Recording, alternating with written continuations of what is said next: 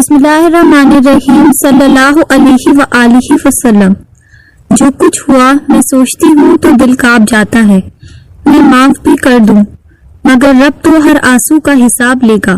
کسی کو اتنی تکلیف مت دو کہ وہ آپ کا نام لے کر رب کے سامنے رو پڑے، کیونکہ اللہ سبحانہ وتعالی جب حساب لیتے ہیں تو لاجواب لیتے ہیں۔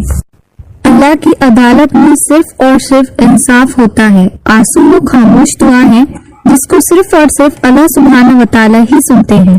دل میں نفرتیں رکھ کر اللہ کے گھر جایا نہیں کرتے جناب، وہ سجدے صاف کپڑوں کو دیکھ کر نہیں دلوں کو دیکھ کر قبول کرتا ہے۔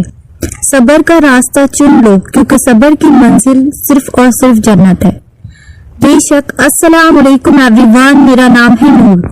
آج کی اسٹوری جو ہے وہ بہت زیادہ یونیک ہے اور اس میں آپ کو کافی سارے لیسنز ملیں گے کیونکہ یہ کافی چیزوں پہ بیسڈ ہے، اور یہ اسٹوری ابھی مجھے کچھ دن پہلے ہی ریسیو ہوئی ہے، تو without wasting your time story start کرتے ہیں۔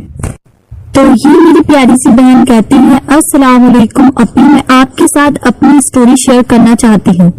میری اسٹوری صبر، معجزے اور مکافات عمل پر بیسڈ ہے۔ میری کہانی بہت زیادہ الگ ہے اور مختلف ہے۔ میں چاہتی ہوں کہ میری اسٹوری سننے کے بعد کوئی مجھے جج نہیں کرے۔ میں اپنی اسٹوری صرف اس لیے شیئر کر رہی ہوں تاکہ لوگوں کو لیسن مل جائے، اور کوئی اگر میری جیسی سچویشن سے گزر رہا ہے تو اس کو صبر آ جائے اور وہ ہمت نہیں ہارے اور اللہ سبحانہ وتعالی پر مکمل توکل رکھے۔ نور اپی، ہماری فیملی میں ہم 4 ممبرز تھے، ہمارے امی ابو اور ہم 2 سسٹر، ہمارا کوئی بھائی نہیں تھا۔ ہمارے امی ابو نے ہماری ماشاءاللہ سے بہت اچھی تربیت کی تھی۔ نور اپی 22 کی ایج میں میرا رشتہ آیا الحمدللہ یوروپ سے، اور جن کا رشتہ آیا تھا وہ لڑکے انجینئر تھے۔ میں اس ٹائم اسٹڈیز کر رہی تھی، لیکن رشتہ اچھا ہونے کی وجہ سے میرے امی ابو نے 7 منتھ بعد میری شادی کی ڈیٹ فکس کر دی۔ کہنے کو تو اپنی یہ ارینج میرج ہو رہی تھی، لیکن شادی کے جو بیچ کا ٹائم تھا اس میں میری ان کے ساتھ کافی اچھی انڈرسٹینڈنگ ہو گئی تھی اور آپس میں بات چیت ہونے لگی تھی۔ الحمدللہ میں اس رشتے سے بہت زیادہ خوش تھی۔ دیکھتے ہی دیکھتے شادی کا ٹائم بھی قریب آ گیا اور ماشاءاللہ الحمدللہ ہماری شادی ہو گئی۔ سب لوگ آپس میں بہت زیادہ خوش تھے، میں بھی بہت زیادہ خوش تھی۔ مجھے لگا کہ شادی کے بعد میں بھی اپنے ہسبینڈ کے ساتھ یوروپ چلی جاؤں گی، لیکن ایسا بالکل بھی نہیں ہوا۔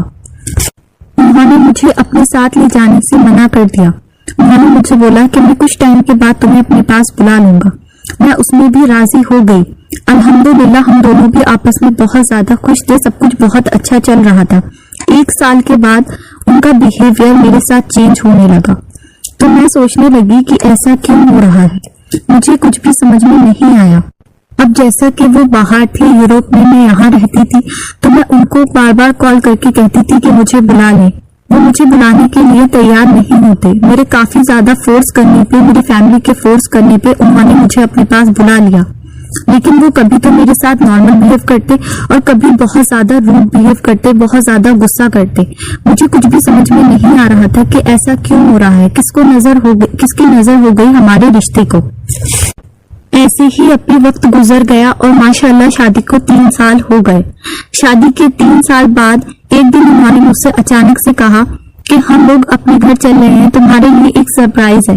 میں نے سوچا کہ کیا سرپرائز ہے؟ میرا تو گھر جانا ہی میرے لیے ایک سرپرائز تھا، اور ہم لوگ انڈیا آ گئے۔ انڈیا آنے کے 15 ڈیز بعد میکسیمم وہ میری سسٹر کا ہاتھ پکڑ کر گھر پہ لے کر آ گئے۔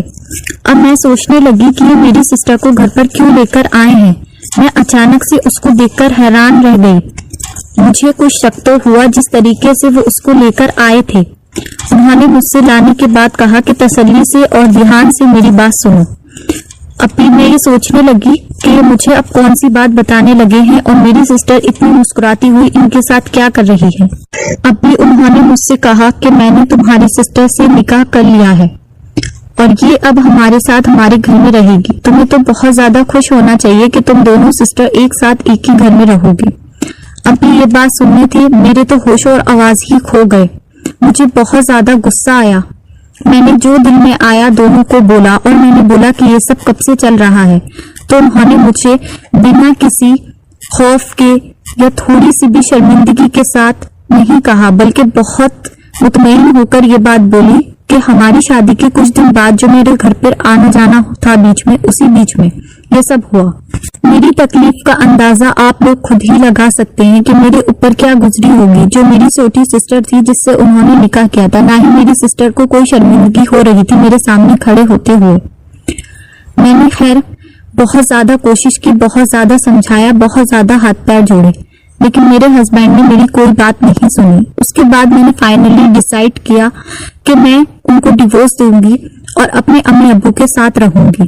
میرے امی ابو نے میرے ہر فیصلے میں الحمدللہ میرا ساتھ دیا، لیکن اس سب سچویشن میں میرے ابو کو ہارٹ اٹیک آیا، جو ان کو کافی زیادہ سفر کرنا پڑا میری وجہ سے، کیونکہ ظاہر سی بات ہے گھر میں ایسا معاملہ ہو جائے تو ماں باپ کے دل پر کیا گزرے گی۔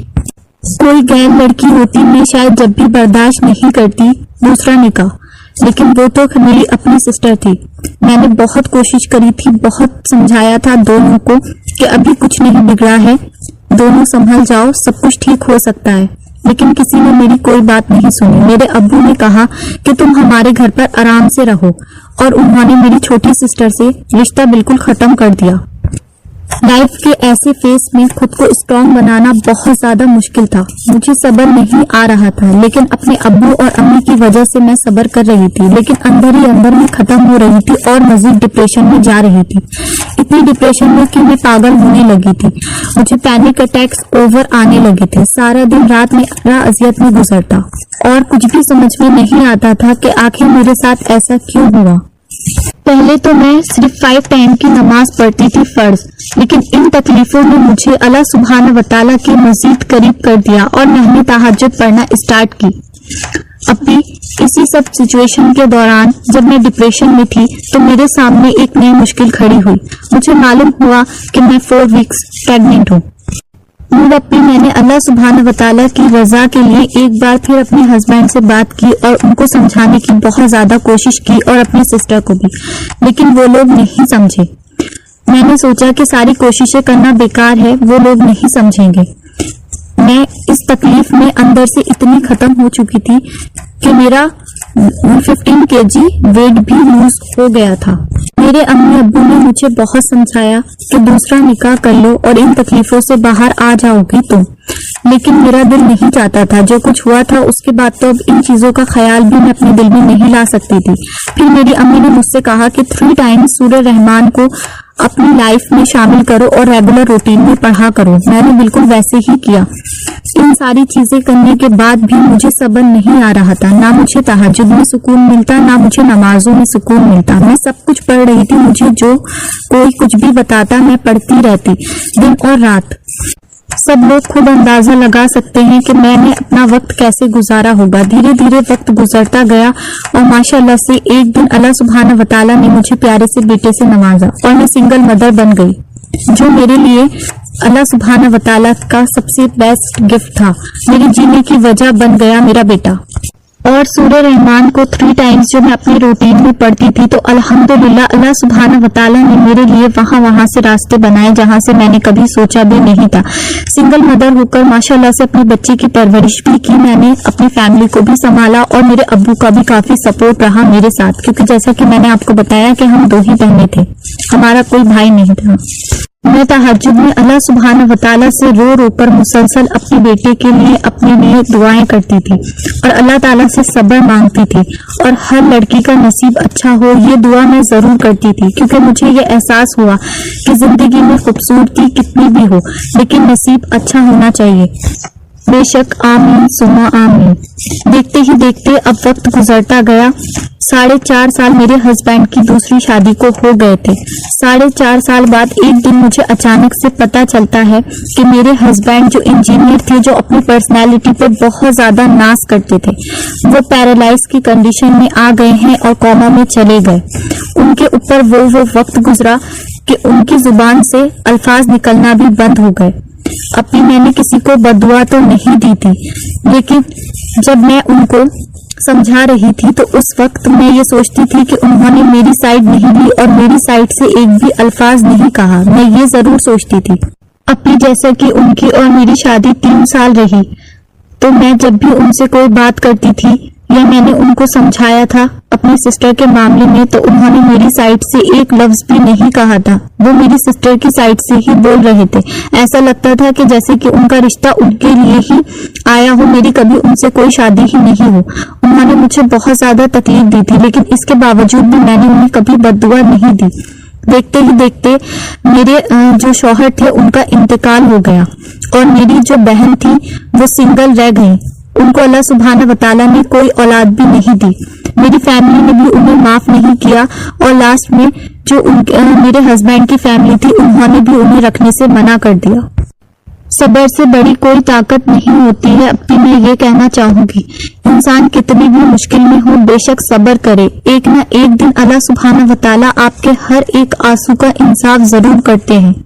میرے ساتھ بھی اللہ تعالیٰ نے انصاف ضرور کیا, لیکن اپنی یہ بات سچ ہے کہ میں نے اپنے دل سے کبھی بھی ان لوگ کے لیے برا نہیں کہا. میں نے صرف صبر کیا اور جیسے بھی میری لائف میں جو کچھ ہوا میں نے اللہ کی رضا سمجھ کر قبول کیا اور اپنی زندگی کو گزار رہی تھی. لیکن دل کو تکلیف جتنی میرے ہوئی تھی اس سے زیادہ میرے ماں باپ کو ہوئی تھی, کیونکہ ظاہر سی بات ہے کہ میں بھی ان کی بیٹی تھی اور وہ بھی انہی کی بیٹی تھی. تو میرے ماں باپ کو کتنی تکلیف ہوئی. میرا گھر انہوں نے اجاڑا تھا. اگر کوئی کسی بھی تکلیف میں ہے تو میں یہی کہنا چاہوں گی کہ بس صبر کرے. صبر سے بڑی کوئی طاقت نہیں ہوتی. اللہ سبحانہ وتعالیٰ آپ کے ایک ایک آنسو کا حساب کرتے ہیں. آپ نے کبھی بھی ہمت نہیں ہارنی ہے. اپنا معاملہ آپ اللہ سبحانہ وتعالیٰ کے سپرد کر دیں. بے شک میں نے بھی اپنا معاملہ اللہ تعالیٰ کے سپرد کیا تھا. آپ لوگ سے میری ایک درخواست ہے کہ آپ لوگ میرے بیٹے کے لیے دعا کریں کہ اللہ تعالیٰ میرے بیٹے کو میری آنکھوں کی ٹھنڈک بنا دے اور میرا سایہ ہمیشہ اس کے سر پر رکھے. آمین ثم آمین. میں سب بچیوں کے لیے دل سے یہ دعا کرتی ہوں کہ جو کچھ میرے ساتھ ہوا ہے اللہ تعالیٰ نے جیسا میرے نصیب میں لکھا تھا اللہ تعالیٰ کسی بھی بچی کا نصیب ایسا نہیں کرے. اللہ تعالیٰ ہر بچی کا نیک نصیب کرے. آمین ثم آمین. تو دیکھیں جی, میں نے ان سسٹر کی سٹوری جو ہے بہت زیادہ شارٹ کر کے آپ کے ساتھ شیئر کی ہے, ورنہ تو سٹوری کافی لانگ ہو جاتی. اور بے شک ان سسٹر نے بہت زیادہ صبر کیا ہے. ان کی سٹوری کو ورڈز میں بیان نہیں کیا جاتا, جو پین انہوں نے واقعی میں سہا ہوگا. تو بے شک اللہ تعالیٰ ان کو بہترین اجر عطا کرے کہ انہوں نے ہمارے ساتھ اپنی میریکل سٹوری شیئر کی اور اپنی زندگی کا انسیڈنٹ ہمیں بتایا. تو دیکھیں جی, بے شک اللہ تعالیٰ نے قرآن پاک میں پہلے ہی فرما دیا ہے کہ عورتیں بہت زیادہ جہنم میں جائیں گی. تو اس کی یہی وجہ ہے کہ عورتیں جو یہ والے کام کرتی ہیں, سب نہیں کچھ عورتیں. تو اللہ سبحانہ وتعالیٰ سب کو ہدایت دیں, نیک راہ پہ چلنے کی توفیق دیں. آمین ثم آمین. اور بے شک اللہ سبحانہ وتعالیٰ ٹوٹے ہوئے دلوں کی دعائیں جو ہیں وہ عرش تک جاتی ہیں. اور جیسے کہ ان سسٹر نے بتایا کہ سورہ رحمان پڑھنے سے ان کی لائف چینج ہوئی. تو دیکھیں, اگر آپ کی نیت صاف ہے اور آپ کوئی بھی عمل کر رہے ہیں دل سے تو آپ کی عبادتیں بھی انشاءاللہ اللہ تعالیٰ قبول کرنے والے ہیں. اور آپ جو بھی پڑھتے ہیں وہ بھی اللہ سبحانہ وتعالیٰ فوراً قبول کرتے ہیں. عمال کا سارا دامودار آپ کی نیت پر ہوتا ہے, یہ میں ہمیشہ کہتی ہوں. تو دیکھیں جی, خدا کہتا ہے کسی کو تکلیف دے کر مجھ سے خوشی کی دعا مت کرنا, لیکن کسی کو ایک پل کی خوشی دیتے ہو تو اپنی تکلیف کی فکر مت کرنا. تو آپ لوگ بھی سب لوگ اپنی ٹیمپرری تھوڑی سی خوشی کے لیے کسی کی پرمنٹ لائف نہیں خراب کریں, کیونکہ بے شک اللہ سبحانہ وتعالیٰ کا انصاف جو ہوتا ہے وہ بہت لاجواب ہوتا ہے. تو اللہ سبحانہ وتعالیٰ کی پکڑ سے, اللہ سبحانہ وتعالیٰ کے انصاف سے ڈریں. نیک اعمال کرنے کے اللہ سبحانہ وتعالیٰ مجھے اور آپ کو توفیق دے. اللہ سبحانہ وتعالیٰ ہماری نیک جائز حاجاتوں کو قبول اور منظور فرمائے. اللہ سبحانہ وتعالیٰ میری نیت کو, میرے جذبے کو سچا رکھے. آمین ثم آمین. اسی کے ساتھ مجھے دیجیے اجازت, انشاءاللہ ملتی ہوں نیکسٹ ویڈیو میں. تب تک مجھے اور امت مسلمہ کو لازمی اپنی دعاؤں میں یاد رکھیں.